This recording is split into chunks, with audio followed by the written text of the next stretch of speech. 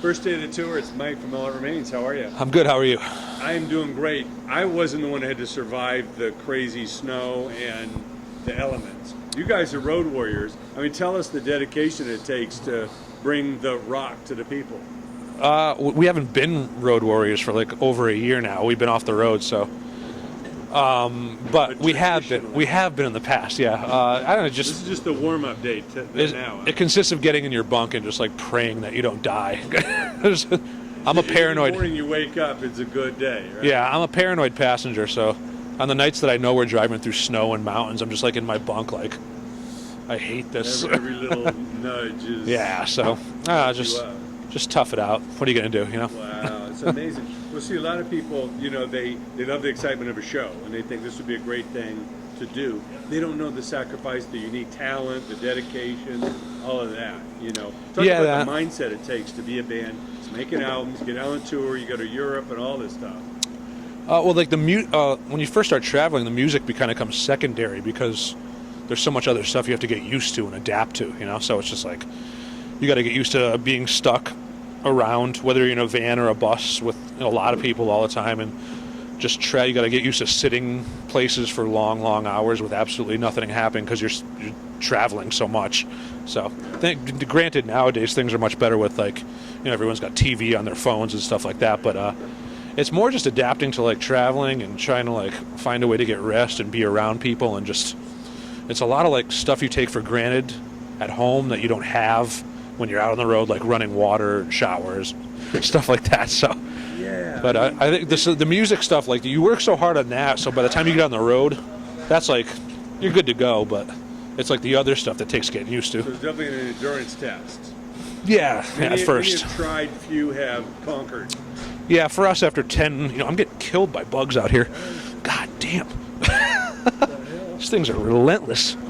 But after 10 or 15 years of doing this stuff, the traveling for us is just like the only stuff that gets us still is like when there's a lot of airplanes involved. If we gotta fly a lot, then the stamina goes down. Yeah. We're talking about the first time going to Europe and just these different cultures and languages and But the common denominator is they want to hear the loud guitars and they want to rock.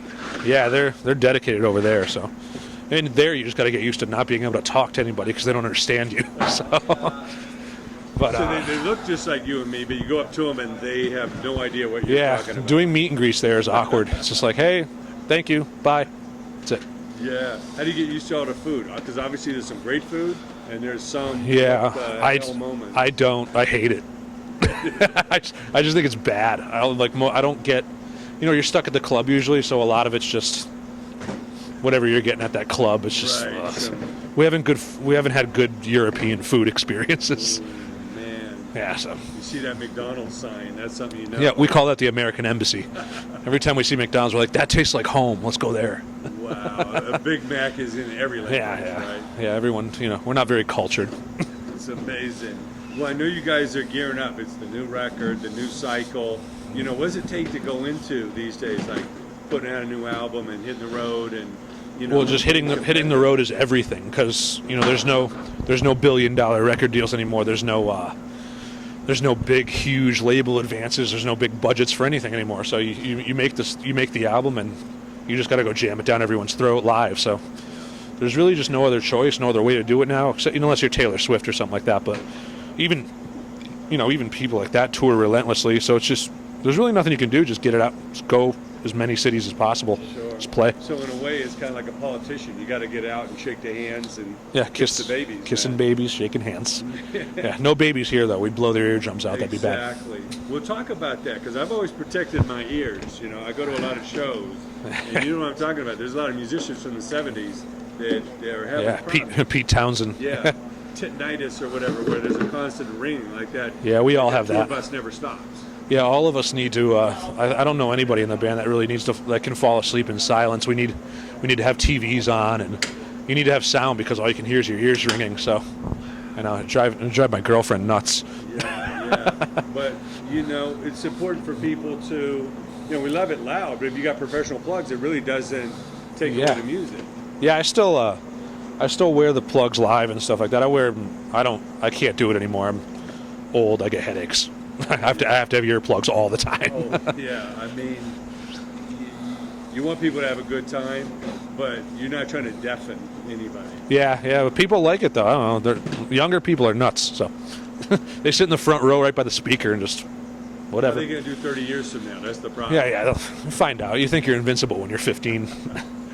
You got tattoos everywhere. Your ears are constantly Yeah. ringing. Yeah. And now you're 60, 70 years Yeah, old. and you got to get a job. Amazing stuff. Well, I know you guys, put so much into the music. What's the favorite part of the creative process for you? Bringing a riff in, seeing it grow, or how do they come together? My favorite part is just being in the studio.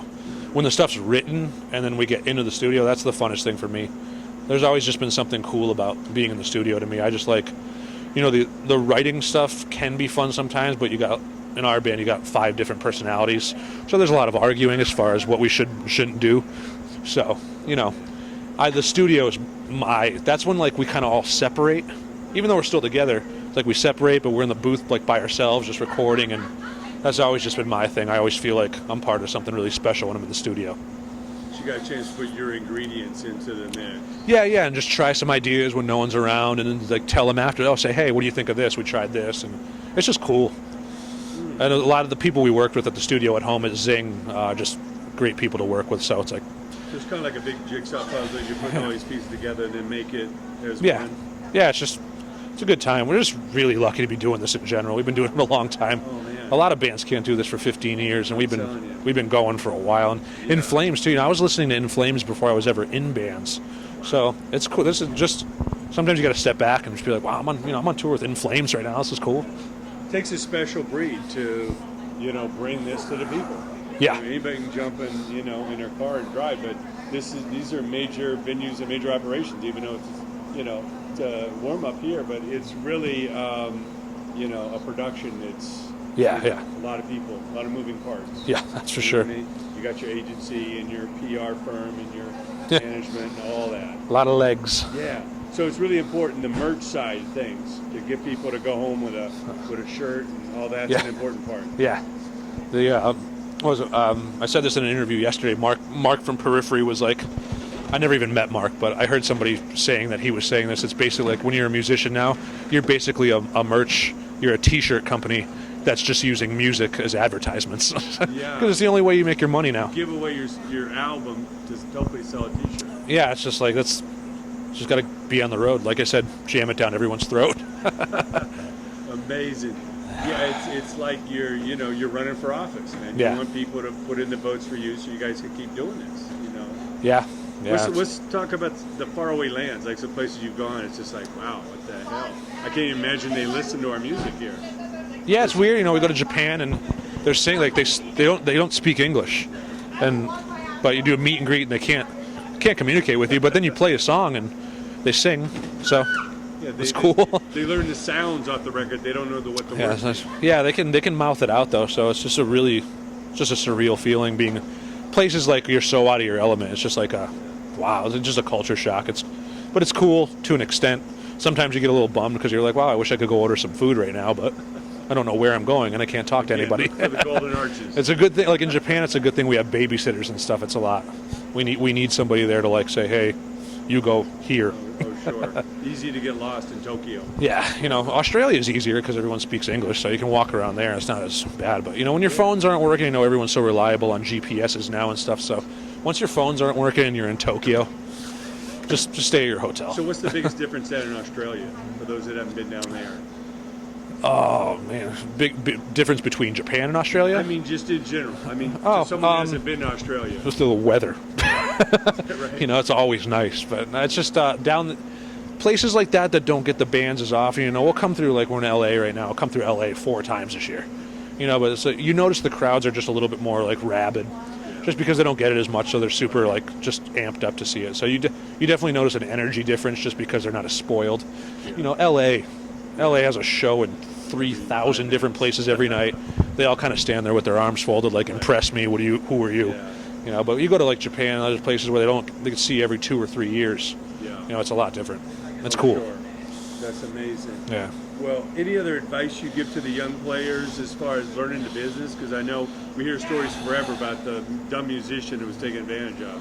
You don't Yeah. have to be dumb, right? You know what? can learn something and Pay attention to what you're have a signing. lawyer and stuff. Yeah, we've been guilty of signing stuff we shouldn't have signed, and you could get yourself into a 4-record publishing deal that you don't want, and all that stuff. Just pay attention to what you're signing. Just be aware of what's going on, what's coming in, what's coming out, how much expenses and all that crap. And then, other than that, as far as just like succeeding and stuff, you just going back to what we said earlier. You just got to play as much as possible. There's no real other way to do it anymore. The public decides. Yeah, just go out there and play it anywhere and everywhere you can, because people aren't going to buy the record anymore. They're going to listen to it on Spotify, or they're going to listen on YouTube. Right. They're not going to pay.